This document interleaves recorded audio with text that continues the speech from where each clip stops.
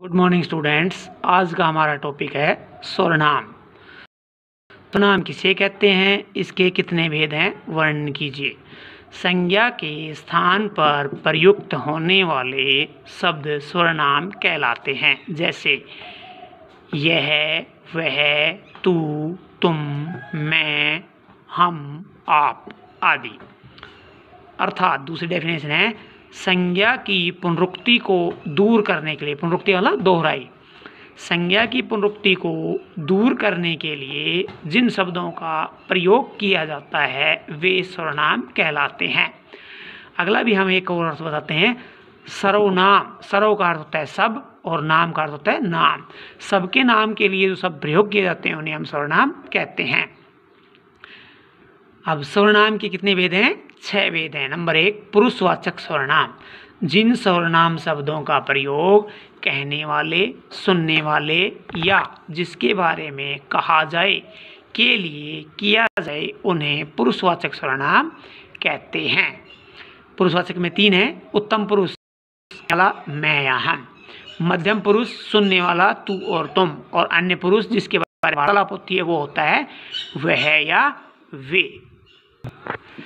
Number 2, निजवाचक सर्वनाम। जिन सर्वनाम शब्दों से दूर पास के किसी निश्चित व्यक्ति, वस्तु, स्थान का बोध होता है उन्हें निश्चयवाचक सर्वनाम कहते हैं। जैसे यह मेरा घर है, निश्चित रूप से कहा जाता है। वह मेरी पुस्तक है, निश्चित रूप से कहा जाता है। नंबर 3, अनिश्चयवाचक सर्वनाम। जिन सर्वनाम शब्दों से किसी निश्चित व्यक्ति, वस्तु, स्थान, प्राणी का बोध नहीं होता उसे अनिश्चयवाचक सर्वनाम कहते हैं। जैसे बाहर कोई आया है। नंबर 4, संबंधवाचक सर्वनाम। जिन सर्वनाम शब्दों से एक बात या वाक्य का दूसरी बात या वाक्य के साथ संबंध जाना जाए उन्हें संबंधवाचक सर्वनाम कहते हैं। जैसे जैसे को तैसा, जिसकी लाठी उसकी भैंस। नंबर 5, प्रश्नवाचक सर्वनाम। जिन सर्वनाम शब्दों का प्रयोग प्रश्न पूछे जाने के लिए किया जाता है उन्हें प्रश्नवाचक सर्वनाम कहते हैं। जैसे तुम्हारा क्या नाम है, तुम कहाँ रहते हो। नंबर 6, निजवाचक सर्वनाम। जिन सर्वनाम शब्दों का प्रयोग कर्ता स्वयं के लिए करता है उन्हें निजवाचक सर्वनाम कहते हैं। जैसे मैं, यानी कि मैं यहाँ, मैं यह काम स्वयं कर लूँगा। यहाँ मैं और स्वयं अपने लिए प्रयोग किया गया इसलिए निजवाचक सर्वनाम है। यह चित्र मैंने बनाया है, यहाँ मैंने निजवाचक सर्वनाम है। अगला टॉपिक है हमारा विशेषण। विशेषण किसे कहते हैं और इसके कितने भेद हैं, वर्णन करो। संज्ञा या सर्वनाम की विशेषता प्रकट करने वाले शब्दों को विशेषण कहते हैं। जैसे काला घोड़ा, मीठा दूध, मोटा आदमी, सफ़ेद कमीज, सुंदर लिखाई, गोरा लड़का, लंबी जीभ। यहाँ काला, मीठा, मोटा, सफ़ेद, सुंदर, ये क्या है? गुणवाचक विशेषण है। विशेषण के कितने भेद हैं? 4 भेद हैं। नंबर 1, गुणवाचक विशेषण। जिन विशेषण शब्दों से संज्ञा सर्वनाम के गुण, दोष, रंग, आकार, दशा, स्वाद, समय, दिशा आदि का बोध होता है उन्हें गुणवाचक विशेषण कहते हैं। जैसे दानवीर, दानी, वीर, पवित्र, पापी, बुरा, मीठा, नमकीन, लंबा, चौड़ा, पतला, पुराना, नया। नंबर 2, संख्यावाचक विशेषण। जिन विशेषण शब्दों से संज्ञा और सर्वनाम की संख्या का बोध होता है उसे संख्यावाचक विशेषण कहते हैं। जैसे 10, 20, 2, 4। नंबर 3, परिमाणवाचक विशेषण। जिन विशेषण शब्दों से संज्ञा या सर्वनाम के मापतोल संबंधी विशेषता का बोध होता है उन्हें परिमाणवाचक विशेषण कहते हैं। जैसे 4 किलो, 5 मीटर, 2 लीटर, कम, अधिक, गहरा, उथला आदि।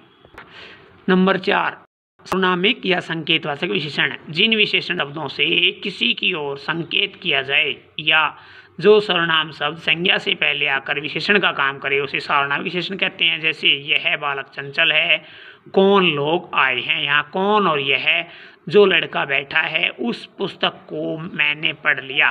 तो यहाँ उस, जो, यह और कौन सर्वनामिक या संकेतवाचक विशेषण है। प्रविशेषण किसे कहते हैं? जो शब्द विशेषण की विशेषता प्रकट करते हैं उन्हें प्रविशेषण कहते हैं। जैसे तुम्हारी कमीज बहुत सुंदर है। सुंदर क्या है? विशेषण है, लेकिन बहुत जो शब्द है वो प्रविशेषण है। वे लगभग 20 जवान हैं। 20 विशेषण है लेकिन लगभग प्रविशेषण है। मैं थोड़ा सा मीठा दूध पीता हूँ। मीठा क्या है? विशेषण है, लेकिन थोड़ा सा क्या है? प्रविशेषण है। विशेष्य, जिस शब्द की विशेषता प्रकट की जाती है उसे विशेष्य कहते हैं। जैसे सुंदर फूल, फूल की विशेषता है इसलिए फूल विशेष्य है। दयालु आदमी, आदमी विशेष्य है। सफेद घोड़ा, घोड़ा विशेष्य है। विशेषण की तुलना कितने आधारों पर होती है? विशेषण की तुलना 3 आधारों पर होती है। मूलावस्था, जिसे हम सामान्य अवस्था कहते हैं, उत्तरावस्था और उत्तमावस्था। मूलावस्था, इसमें विशेषण की सामान्य अवस्था होती है। इसमें गुण दोष के आधार पर किसी दूसरे व्यक्ति से वस्तु की तुलना नहीं होती। जैसे राम सुंदर है, मोहन ईमानदार है। उत्तरावस्था, इसमें 2 व्यक्ति या वस्तुओं के बीच तुलना की जाती है और एक को अच्छा बताया जाता है। जैसे राम मोहन से सुंदर है और तर प्रत्यय का प्रयोग होता है। उत्तमावस्था, इसमें 2 से अधिक व्यक्तियों वस्तुओं के बीच तुलना की जाती है और किसी एक को अच्छा बताया जाता है। इसमें तम प्रत्यय का प्रयोग होता है। जैसे राम सबसे सुंदर है।